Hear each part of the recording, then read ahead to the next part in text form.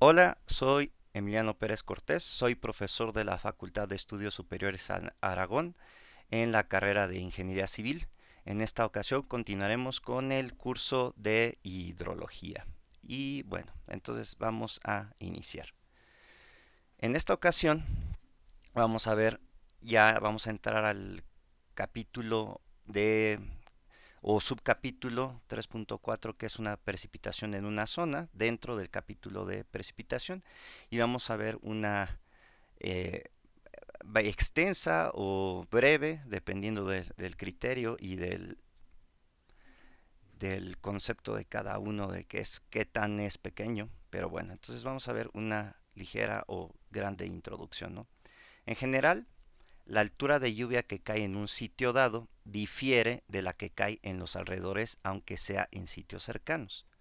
Los aparatos descritos anteriormente registran la lluvia puntual, es decir, la que se produce en el punto en el que está instalado el aparato, y para los cálculos en la ingeniería es necesario conocer la lluvia media en una zona dada, como puede ser la cuenca en estudio. Entonces, parte de esta explicación y parte de esta introducción y posteriormente lo que vamos a ver es esto, ¿no? Que es esto que estoy enfatizando ahora verbalmente, es conocer la lluvia media en una zona dada, ¿no? Por eso es precipitación en una zona, perdón, pero el concepto importante es que la vamos a tratar como una precipitación o una lluvia media. Ajá. Entonces continúo. Algunas cuencas son similares con respecto a ciertas variables climatológicas, como la lluvia anual o la temperatura máxima anual, pero no a otras, como las características fisiográficas. Perdón. Por ello, en general, la delimitación regional se ha sustentado en considerar áreas geográficamente continuas, límites políticos o administrativos. Sin embargo, si la variabilidad espacial de las características fisiográficas o hidrológicas es grande, la consideración de homogeneidad en la región no se puede garantizar. Continúo. Existen técnicas que ubican estaciones meteorológicas con base en una expresión puramente matemática. Por ejemplo, el Cuerpo de Ingenieros del Ejército de los Estados Unidos, o US Army Corps of Engineers, en 1996, relaciona la densidad de las estaciones para el modelado hidrológico con el área de la cuenca. El número de estaciones n mayúscula subíndice g requerido es mediante esta fórmula o esta ecuación que le voy a llamar ecuación 1, eh, donde el área esta es el área de la cuenca en kilómetros cuadrados.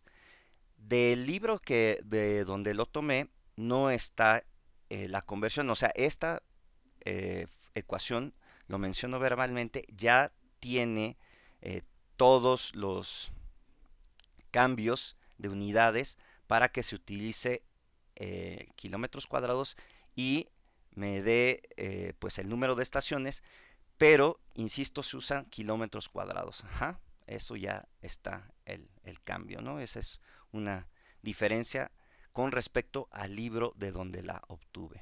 Ajá.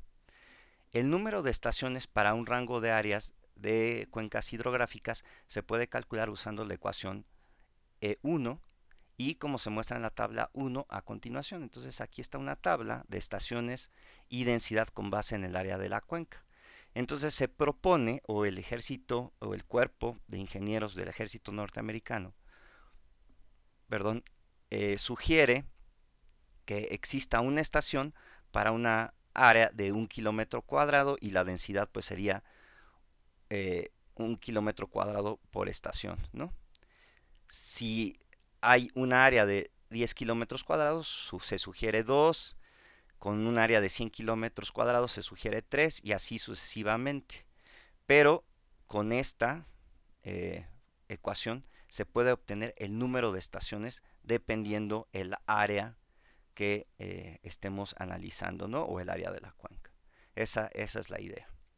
Entonces, el número de estaciones, sea pluviómetros y o pluviógrafos, recomendados por la ecuación 1 es bastante pequeño en comparación con las estaciones en zonas urbanas donde las densidades pueden llegar a ser de una estación por cada 10 a 20 kilómetros.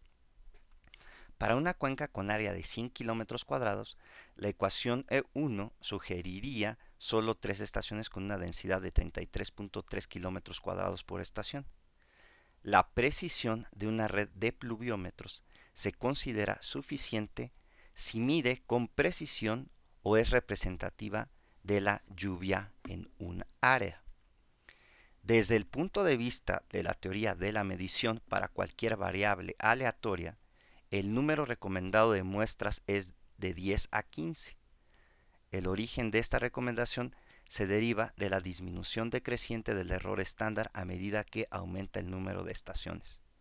El error estándar de la media, en este caso lo vamos a ver como sigma subíndice E minúscula, R minúscula, R minúscula, puede usarse para estimar la cercanía de la media muestral a la media verdadera. Entonces tengo una segunda ecuación que voy a llamar E.2, que es este error estándar de la media, y va a ser este sigma subíndice S, que es la desviación estándar de la muestra, y n es el número de observaciones independientes, ¿no? Entonces, con esa ecuación y la figura que estoy mostrando es un gráfico teórico del error estándar en función del número de estaciones, sean pluviómetros y o pluviógrafos, y la desviación estándar del total de tormentas de lluvia que varía de 5 a 50 milímetros. En la familia de curvas mostrada en la figura, y específicamente para un número mayor a 10 estaciones, el error estándar no disminuye significativamente a medida que se agregan más observaciones en las estaciones. Esta estimación asume que no hay autocorrelación espacial. Y aquí está un ejemplo que ahorita voy a leer y platicar. El error estándar de la media es una estimación de qué tan cerca está de acuerdo la media de la muestra con la media de la población. Después vamos a ver, y voy a darlo aquí en clase, qué es una muestra y qué es una población. Ajá. Pero bueno, continúo.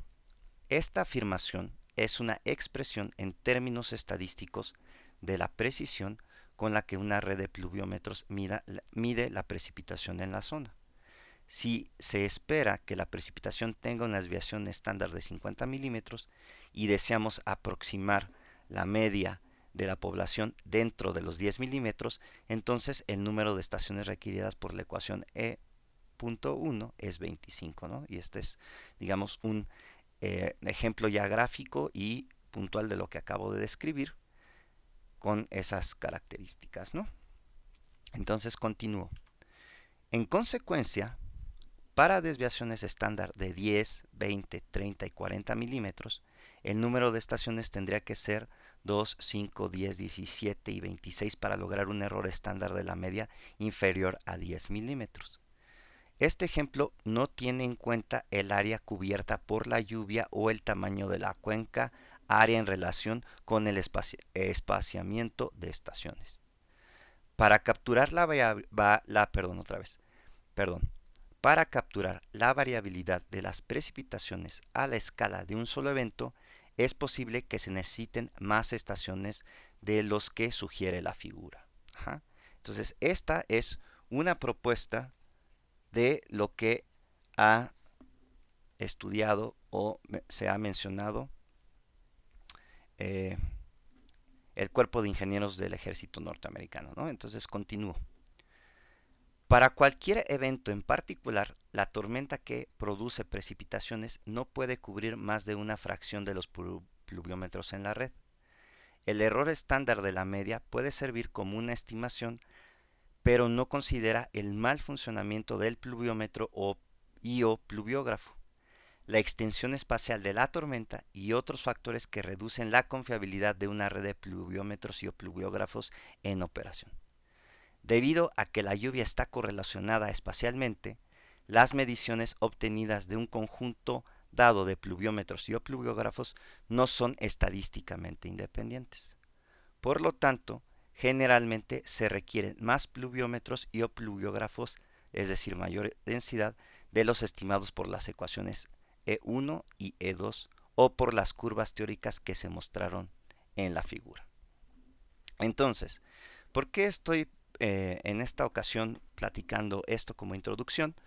Porque, como lo mencioné y lo dice el título, lo que nosotros vamos a analizar o ver, y ahorita lo voy a platicar y voy a hacer un ejemplo, es la precipitación media en una zona, y en este caso lo vamos a hacer particularmente sobre las cuencas.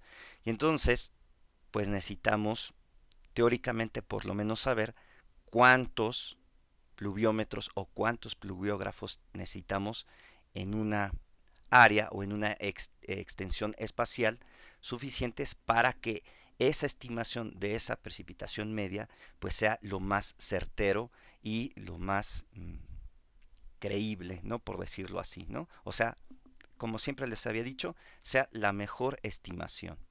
Entonces continúo con el tema que es la estimación de la precipitación media sobre una cuenca.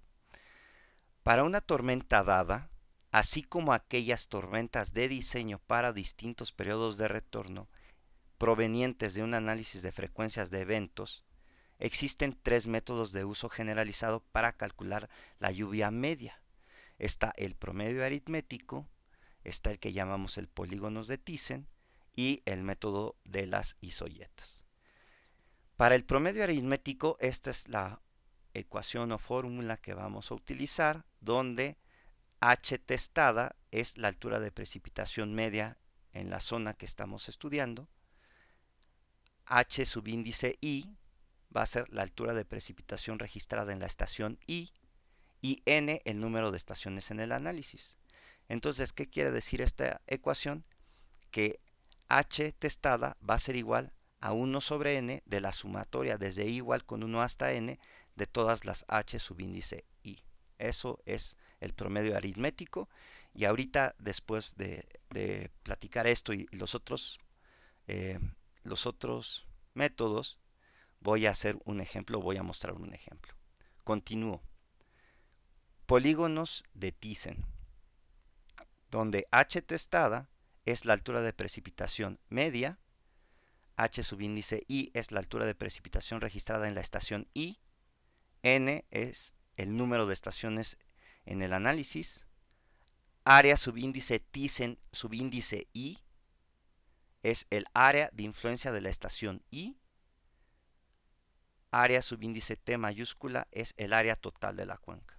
Entonces, la fórmula para obtener la precipitación media sobre una cuenca mediante polígonos de Thyssen es este, donde la precipitación media va a ser igual a 1 sobre el área total de la cuenca que multiplica a la sumatoria desde I igual con 1 hasta N de la multiplicación de las áreas de influencia de la estación I por la altura de precipitación registrada en esa estación.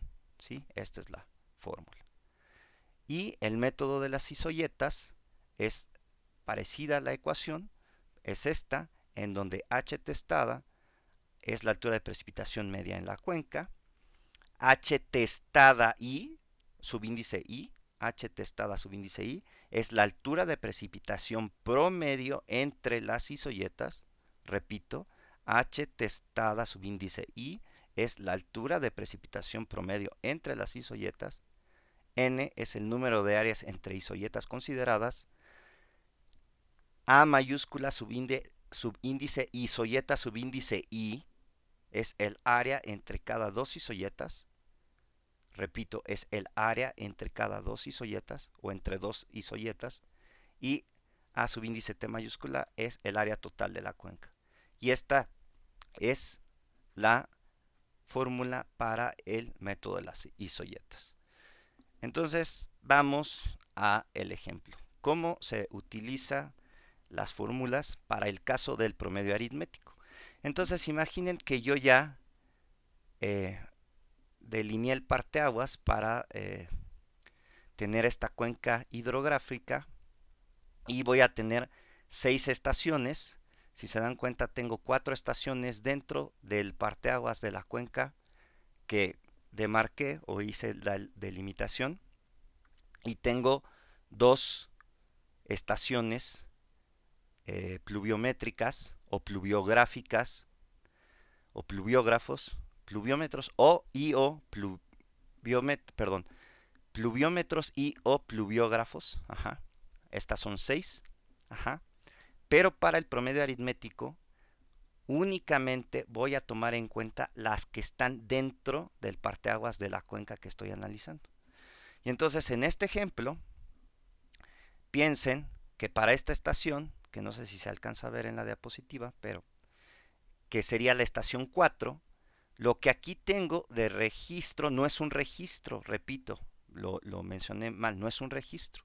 Este 39.4 milímetros es la altura de precipitación máxima diaria estimada para 24 horas o diaria, como lo dije, para un periodo de retorno de 2 años. Es decir, este valor viene de un análisis de frecuencias de eventos hidrológicos extremos, en particularmente para la lluvia. Ahorita me estoy adelantando un poco, ajá, para hacer el ejemplo de que no hemos visto cómo obtener esto, pero lo vamos a ver en un futuro. Pero como lo mencioné anteriormente, no es una precipitación registrada, no es una precipitación que se registró en el pluviómetro o pluviógrafo o el instrumento que se tiene. Lo que se hizo es con toda una serie de tiempo que se obtuvo de esta estación, yo con un análisis de frecuencias de eventos hidrológicos extremos, en este caso lluvia, es que obtengo para 2 años periodo de retorno este valor. Entonces imagínense que yo ya hice ese estudio para cada una de las estaciones que están dentro y obtuve esos valores. ¿Sí me siguen? Obtuve esos valores. Por lo tanto, la precipitación media máxima para 24 horas, periodo de retorno de 2 años, va a ser igual a 1 entre 4, porque solo son 4 estaciones, de la sumatoria de estos eventos provenientes de un análisis de frecuencias. Entonces hago la suma, lo divido entre 4 y obtengo un valor promedio en esta cuenca de 42.4 milímetros para una altura de precipitación máxima diaria para un periodo de retorno de 2 años. Ajá, este es un ejemplo. Sigo. Polígonos de Thyssen. Entonces, tengo el mismo caso, tengo las 6 estaciones, por decirlo así, tengo las 6 estaciones y lo primero que tengo que construir son los polígonos de Thyssen. ¿Cómo se construyen? Pues se obtienen mediatrices entre las estaciones más cercanas, ¿sí? Esta es una mediatriz, esta es otra mediatriz con respecto a estas dos, y genero los polígonos de Thyssen, ajá, que va a ser el área de influencia de cada una de las estaciones. ¿Sí me siguen?